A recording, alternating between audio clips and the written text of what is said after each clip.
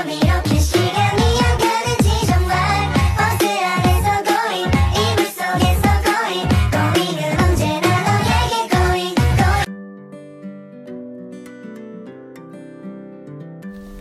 Baiklah, di sini saya akan menjelaskan 5 tahapan design thinking. Yang pertama ada empati, yang kedua ada define, yang ketiga ada ide, yang keempat ada prototyping, yang kelima ada test.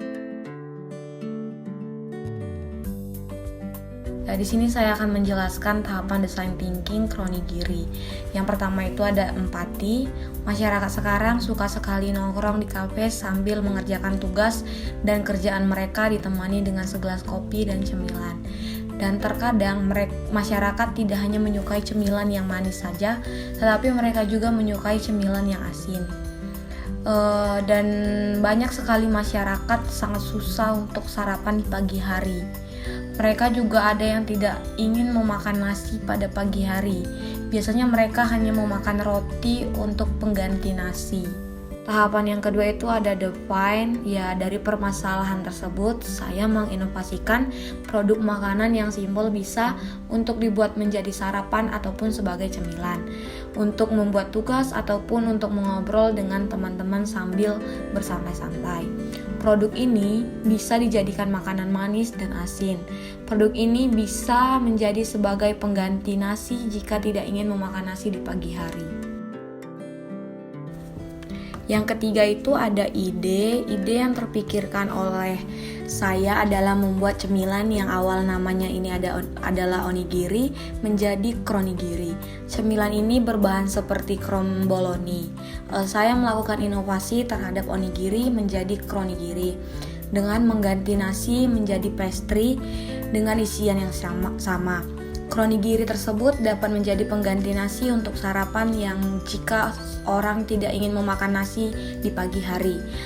Dan juga kronigiri tidak hanya bisa sebagai pengganti sarapan, tetapi bisa menjadi cemilan untuk bersantai. Masyarakat bisa menikmati kronigiri dimanapun.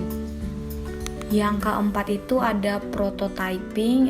Yang awalnya itu onigiri terbuat dari nasi yang dalamnya itu isiannya daging ayam mayo, dan saya inovasikan menjadi namanya itu kronigiri yang terbuat dari pastry yang digulung dan dibentuk seperti segitiga.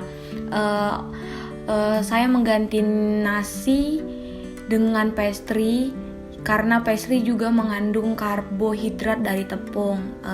Dan kronigiri ini mirip juga seperti kromboloni. Bedanya jika kromboloni itu biasanya diisi dengan isian yang manis, sedangkan kronigiri diisi dengan rasa yang asin seperti isian onigiri pada umumnya.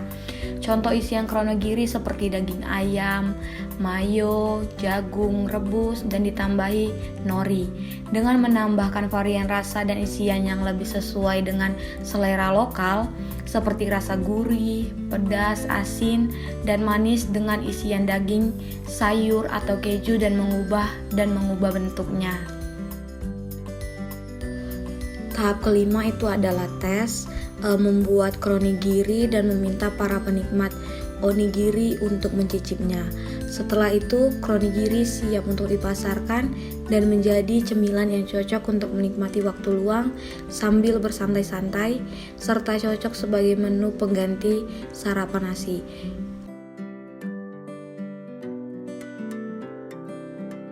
Kesimpulannya, dengan adanya design thinking, masyarakat dapat menggunakannya untuk menciptakan sesuatu yang baru dan mengembangkan solusi inovatif untuk menyelesaikan suatu masalah seperti halnya dengan design thinking kronigiri tersebut.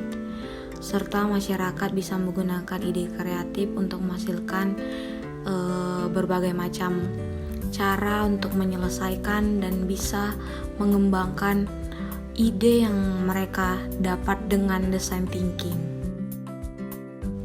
Harapan saya semoga masyarakat bisa menggunakan dan mengembangkan ide yang kreatif, dan dengan design thinking kronigiri tersebut semoga akan berkelanjutan sampai jangka waktu yang panjang.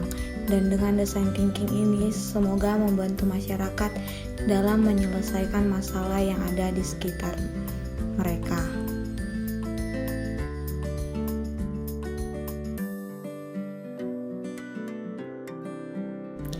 Demikianlah presentasi dari saya.